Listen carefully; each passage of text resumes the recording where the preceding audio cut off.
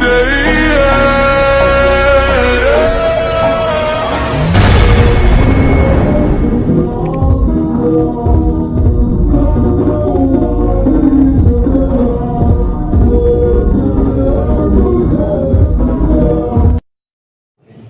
Bapak mau ambil satu kisah ya. Kisah ini sang anak Bapak mungkin waktu SD, waktu MDT atau waktu TPA, TPG tahu dengan kisah ini. Kisah siapa? Kisah tentang Bilal bin Rabah. Bilal bin Rabah ini orang yang spesial. Secara postur coba kawan bayangannya, dia tuh orang Habasyah. Habasyah ini anak Bapak bisa nanti lihat di Google atau di peta di atlas. Itu Ethiopia, benua Afrika Timur. Benua Afrika Timur. Dan kebayang gimana mungkin kulitnya ya. Kita nggak menghinakan segala macam, kita yang mengatakan gitulah. Ketika dia masuk ke dalam Mekah, dia bukan seperti anak Bapak ini. Ngapain anak Bapak bisa belajar, bisa puasa segala macam bisa. Dia masuk menjadi budak. Budak itu ya lebih dari pembantu. Kalau pembantu kita kasih gaji ya, kita kasih tunjangan, karena kita bawa dia pergi ke mall, kita bawa dia pergi, kalau ada keluarga kita mau pergi main, kita bawa. Mungkin sebagian kita yang ada punya asisten rumah tangga. Tapi kalau budak anak Bapak itu tidak ada.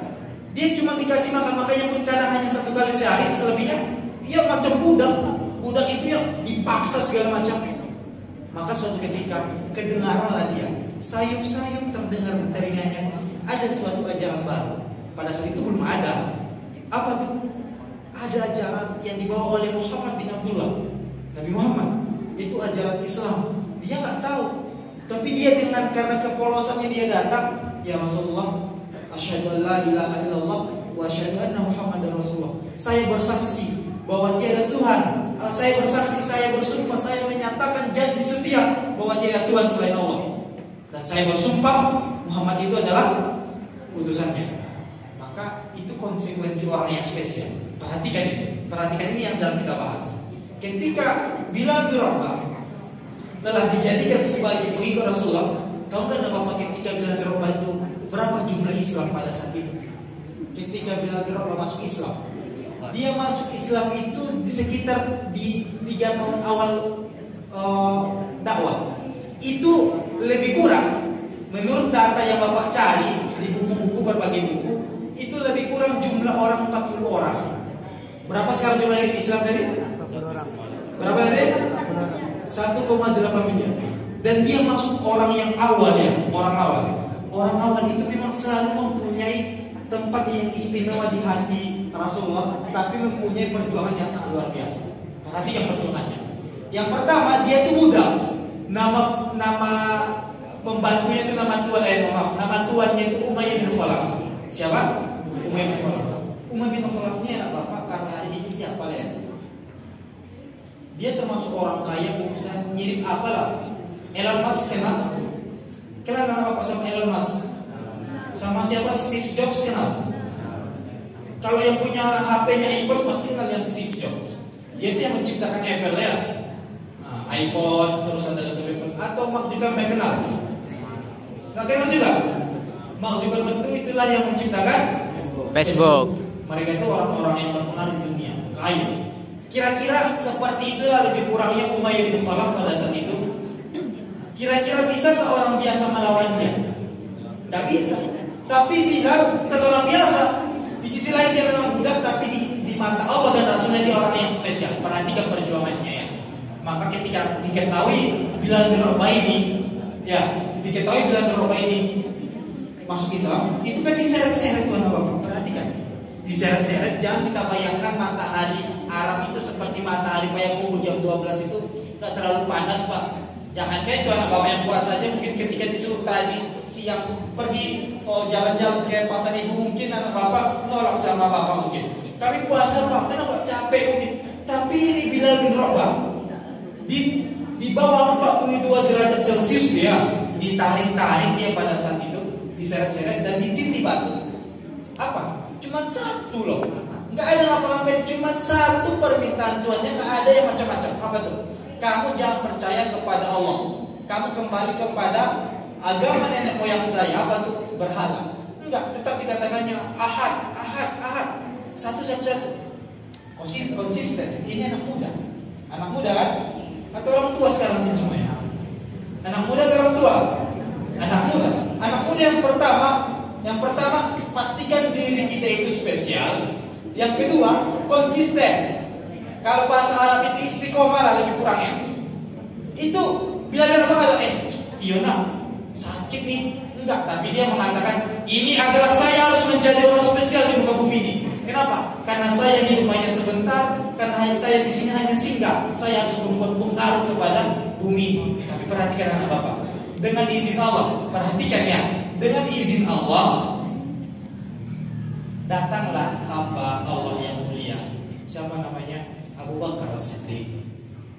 Begitu tertatih-tatih dia menangis, dia melihat penyiksaan kepada Bilal. Apa katanya? Saya mau beli budak itu. Dulu anak bapak, harga budak kalau kita ingin kalkulasikan secara rupiah hari ini itu sekitar 200 sampai 400 juta satu budak. Ya, harga Bilal itu harga Bilal itu dibeli Abu Bakar Siddiq di sekitar 200 juta. Maka bisa tak Bilal bin Rabah menebus dirinya agar dia menjadi orang yang merdeka seperti kita ini? Bisa. Tapi yang catatan dia punya uang 200 juta. Jangankan itu wahai anak-anakku, untuk makannya saja terancam. Untuk makan satu kali satu hari aja bersyukur. Gak pernah dia berpikir agar ada orang membawaskannya menjadi orang yang merdeka. Tapi ini, siapa orang yang istiqomah, siapa orang yang konsisten di jalannya Allah, akan Allah berikan rezeki ataupun segala sesuatu yang dari tidak dia sangka-sangka. Min haitsu la yahtasib. Dari arah yang dia duga. Datang Abu Bakar, mudah aja uang masih 200 juta. Mana? 200 juta dikasih lebih kurang ya. Kalau di sana itu namanya bukan rupiah, tapi dinar. Dikasih beberapa dinar. Itu kalau satu dinar itu apa Bapak? Perkiraan satu dinar itu sama dengan 4 juta. Penyebabnya dibebaskan. Ada yang bisa jawab? Apa penyebabnya tadi? Apa penyebab kenapa Abu Bakar menguasai dia? Apa? Iya betul, konsisten. Itu konsisten Bilal yang pertama. Perhatikan ya, ini orang-orang yang spesial harus mengetahui ini. Konsisten yang kedua anak bapak, setelah dia memang udah benar-benar nggak menjadi budak lagi, sehari-hari dia ngapain? Pergi bersama Rasulullah. Kemana Rasulullah dia ikut? Kemana Rasulullah dia ikut? Sampai akhirnya turunlah perintah azan. Pada saat itu belum ada azan. Siapa sahabat yang paling mulia di sisi Rasulullah? Siapa? Ada yang bisa jawab? Abu Bakar As-Siddiq. Setelah Abu Bakar siapa? Umar. Setelah Umar siapa?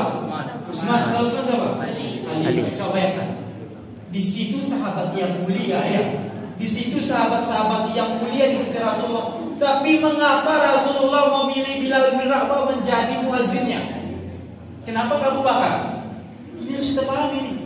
Kenapa nggak Umar bin Khattab yang menjadi seorang tegap, yang menjadi gagah perkasa, bahkan syaitan pun ketika Umar bin Khattab lewat dia terlari terbirit-birit. Datang syaitan, datang Umar lari. Kalau kita kenapa nggak berani ke belakang itu? Takut Pak, gelap Pak, ada kuburan. Itu syirik, nggak boleh. Umar lewat tuh gini ya, gagahnya. Syaitan tuh lari. Kalau kita cuma takut-takut teman aja kan. Ada sekarang prank, tahu ya pranknya? Buat prank lewat gang gelap gitu, atau kita pulang dari sekolah gelap, datang kawan dibuatnya make up mirip pocong gitu kan. Kita udah lari terbirit-birit. Itu apa? Tanda lemah iman kita. Tapi kita kembali kepada Bilal bin Rabah. Bilal bin Rabah Bapak, karena konsistennya tadi, kemana Rasulullah ikut dia ikut. Kemana Rasulullah ikut dia ikut. Maka apa kata Rasulullah? Yang menjadi orang yang akan menjadi muazin pertama dan akan dikenang sepanjang masa sampai bumi ini runtuh. Siapa? Bilal bin Rabah. Wahai Bilal, ini teksnya. Allahu Akbar sampai terakhir la ilaha illallah, bacakan. Dan pada saat itu anak bapak mungkin sebelum bapak menyampaikan Bilal, bapak mau bertanya. Sebelum tadi bapak mengucapkan tentang Bilal bin Rabah, ada yang hari ini baru pertama kali mengenal Bilal? Ada? Apakah semuanya sudah kenal sebelumnya atau tahu namanya sebelumnya? Tahu. Ini yang kedua ya. Ketika kita benar-benar konsisten anak bapak, Bilal bin Rabah itu sekarang tulang belulang itu ada di dalam tanah tuh. Bahkan sudah telah menyatu jadi tanah. tapi namanya harum di atas bumi ini. Kita sekarang mendengarnya, kita sekarang membicarakannya, padahal jasanya 14 abad yang lalu sudah hilang. Udah termakan tanah, udah dimakan oleh penyakit dengan tanah.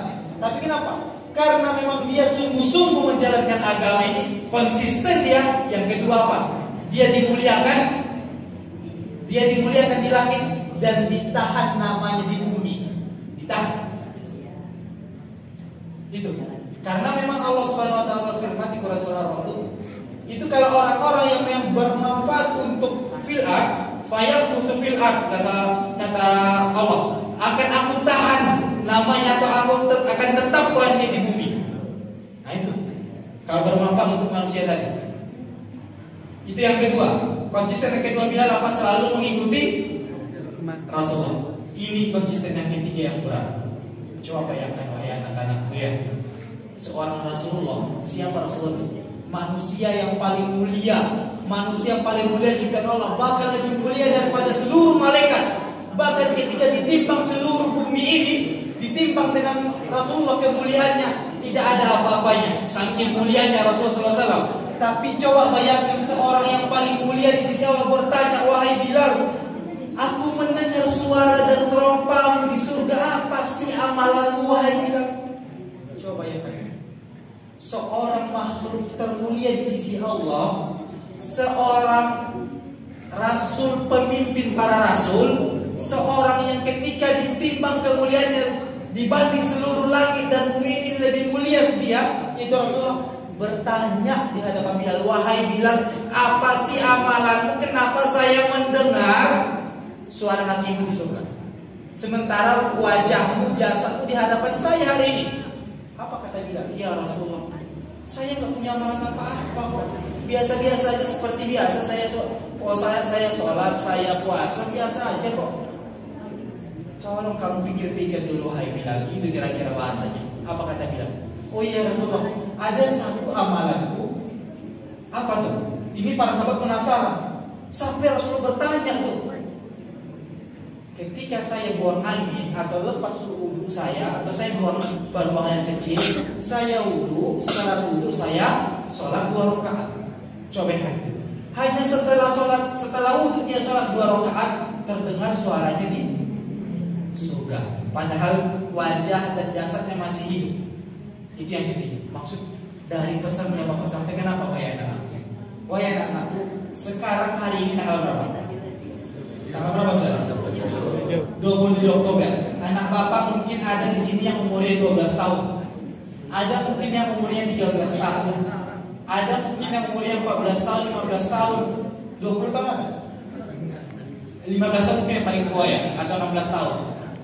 Sekarang sampaikan kepada Allah dan niatkan ke dalam hati kita. Apa tuh? Tentukanlah sekarang amal kita. Amal itu apa Pak? Suatu pekerjaan.